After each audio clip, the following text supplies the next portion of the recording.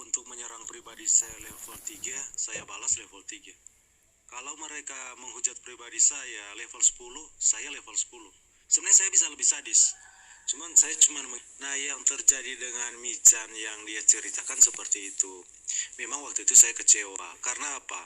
Ketika Michan menyerang pribadi saya, tidak masalah bagi Candy. Ketika saya serang pribadi Michan, dia serang saya. Padahal dia mengaku Kristen. Saya sudah jelaskan di situ. Yang pertama, apa? Saya baru ingat ya, tadi saya sudah lupa apa itu ya. Tadi saya baru ingat, oh iya, waktu Michan menyerang pribadi saya serang pribadi Michan. Kalau teman di Bang Suma, Riva, Michan sendiri, kita sudah kenal dari YouTube. Mereka sudah tahu saya lebih sadis kalau menghujat Allah SWT dan Nabi mereka. Tapi intinya siapa yang mulai? Mereka yang mulai. Nah, itu ciri khas saya itu. Semua rasa sudah tahu sekali saya. Tapi kalau mau diskusi baik dengan saya, saya jamin tidak ada yang bisa berkata-kata lebih baik dari saya. Kalau mau diskusi baik dengan saya. Jadi saya Nah, soal pembahasan tentang ini ya, kita diskusi agama ini. Kenapa orang Kristen tidak pernah dengan agama-agama lain membela diri dari agama lain, apalagi membandingkan, apalagi untuk sampai menyerang agama lain? Kenapa enggak? Hindu, Buddha, Konghucu, kenapa tidak? Ini Muhammad yang mulai mengata-ngatai Yahudi dan Kristen. Jadi kalau seandainya pun ada teman-teman Kristen Yahudi itu mau menyerang Muhammad, itu wajar, pantas, karena Muhammad yang memulai semua ini. Nah, dalam hal ini sudah tidak bisa tidak bisa kita undur untuk menyelesaikan ini. Memang tidak ada penghujatan dalam hal ini.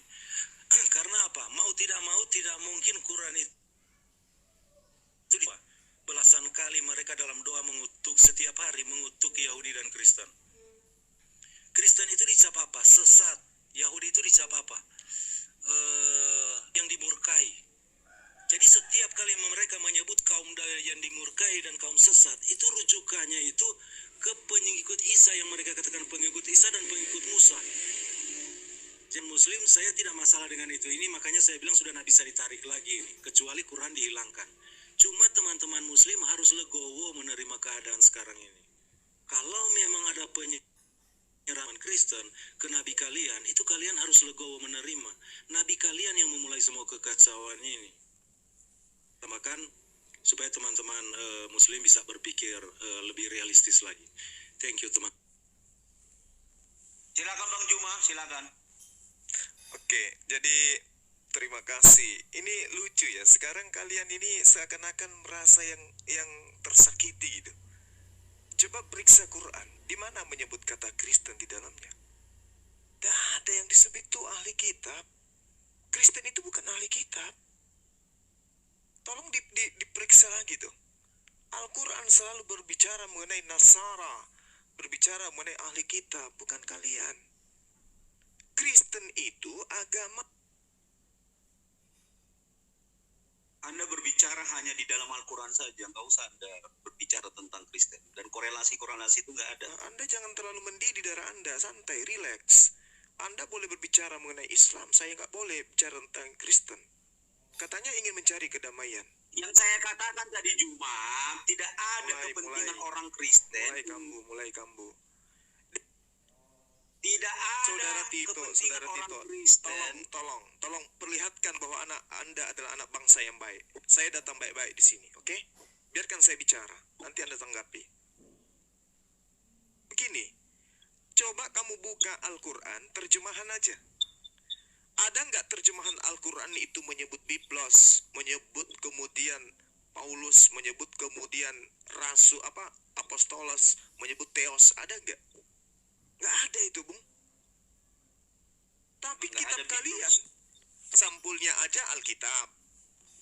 Tuhan kalian sebut dengan sebutan Allah, Nabi, Rasul, mukjizat, syafaat, iman, ayat, dan semuanya. Dari Islam Anda ambil. Coba Anda buka, katanya kalau dikasih kesempatan yang lain nggak boleh ngomong. Tidak boleh, kamu tidak boleh di sini berdakwah, kawan. Bukan berdakwah. Tidak bisa. Tidak bisa di sini berdakwah. Enggak, sekarang kita balikan ke Pak Wiro Sableng aja. Menurut Pak Wiro, apakah orang Kristen yang mencuri kata-kata seperti itu, apakah itu nggak bahasa Indonesia yang sudah dipermanenkan bahasa bangsa ini?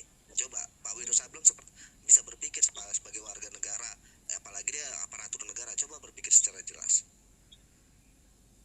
Apakah orang Kristen yang memperjemahkan Alkitab bahasa Indonesia itu, apakah bahasa Indonesia itu orang Kristen yang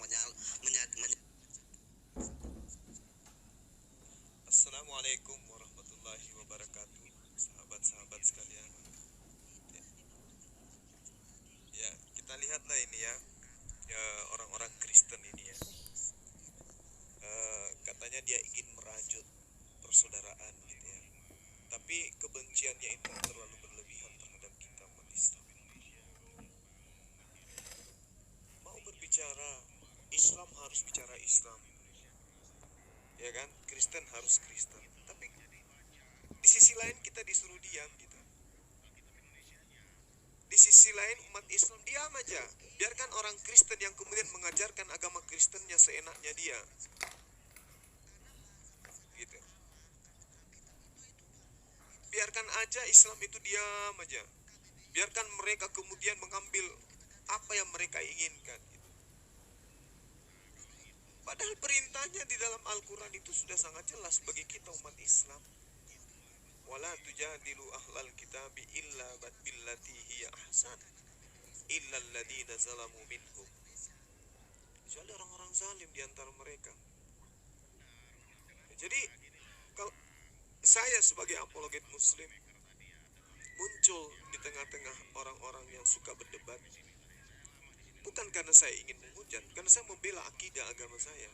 Saya membentengi umat Islam dari ronrongan ajaran yang kemudian menginginkan mereka diikuti. Mereka melakukan apa yang mereka inginkan berlaku sesuai dengan kehendak mereka. Apapun mereka lakukan demi untuk memurtadkan orang.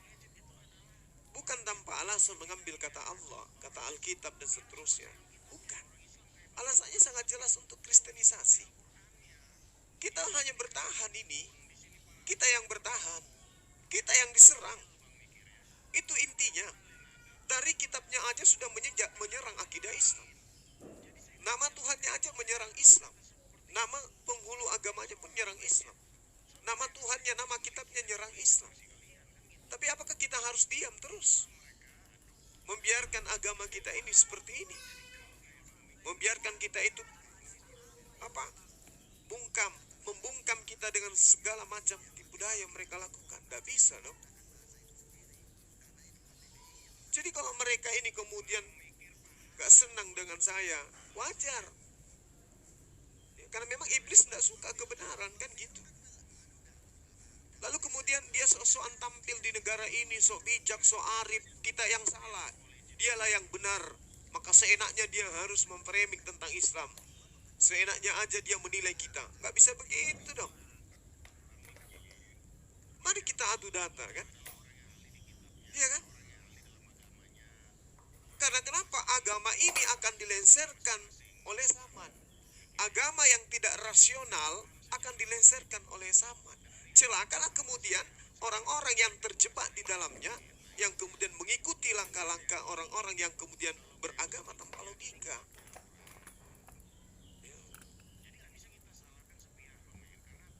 Jadi saya katakan kepada teman-teman muslim ya, si Tito ini sok suci gitu. Ingin membahas Islam tapi nggak mau dibahas agamanya. Ingin membahas Al-Quran tapi tidak mau dibahas Biblenya. Kita harus tahu nih, kalau ada agamanya tidak mau dibahas oleh agama lain, itu tanda tanya besar.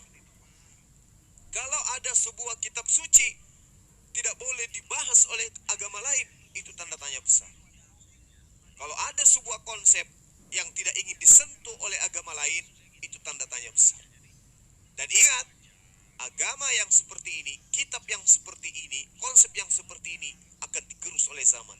Percaya saya, manusia akan meninggalkan agama seperti itu, kecuali mereka yang senang dengan doktrin dan dogma. Tapi mereka yang sedang dengan logika, mereka yang senang dengan akal sehat, mendudukkan perkara akal itu sebagai konsep pertama dalam kebenaran, maka dia akan meninggalkan agama yang tidak rasional itu. Agama yang benar berani diuji, berani dibedah dengan pisau akademik. Itu agama yang benar. Kitab suci yang benar berani diuji dengan sains dan ilmiah. Dan ini disipati oleh Islam. Mereka alergi gitu. Mereka hanya mau menyerang, tapi ketika kita bertahan dan mencoba untuk melakukan perlawanan, mereka melakukan framing. Nah ini. Jadi contoh si Tito ini. So hebat, so paling suci, so paling benar. Ya kan? Tadi sudah dikatakan, kenapa harus berbicara? Kita diserang. Siapa yang menyerang Kristen? Al-Quran hanya meluruskan tentang konsep orang-orang Yahudi. Itu pun tidak semuanya. Ya. Lalu kemudian ketika mereka mengatakan Al-Quran menghujat, Allah Subhanahu wa Ta'ala menghujat orang Yahudi, menghujat orang Nasrani. Di situ bukan Kristen, Nasrani bukan Kristen. Kristen ini adalah buah dari karya Bani Israel. Mereka yang kemudian menyelewengkan ajaran para nabi, inilah buahnya. Kan begitu. Dan tidak akan pernah mampu berhasil untuk menghentikan saya. Ya. Ketakutanmu tidak akan mampu memberhentikan Bang Zuma. Saya akan tetap menjadi bayang-bayang maut untuk kamu, Tito. Itu yang perlu Anda pahami. Saya dialog dengan teman Kristen yang baik. Saya berbicara dengan mereka dengan santun. Malah saya menawarkan diri untuk membahas Al-Quran kepada mereka. Saya naik ke komal-komalnya Ken misalnya, Ibu Hana misalnya. Saya minta, mari kita bahas Al-Quran. Tapi tentu, karena kalian tidak beriman kepada Al-Quran, landasan Al-Quran, tapi uraiannya nanti akan sampai kepada Bible. Kenapa? Karena itu iman kalian. Dan kita berbicara dua arah. Tetapi sandaran pijakannya sebagai dasar tumpuan untuk pembahasan itu adalah ayat suci Al-Quran. Runtuhkan Al-Qurannya, runtuhkan ayat-ayatnya. Jika mampu Anda runtuhkan. Tapi kan selama ini kagak.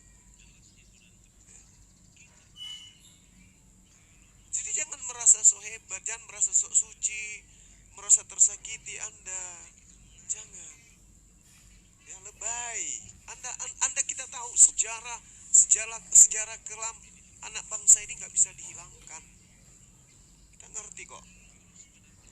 Bagaimana kekuatan yang kalian dukung untuk kemudian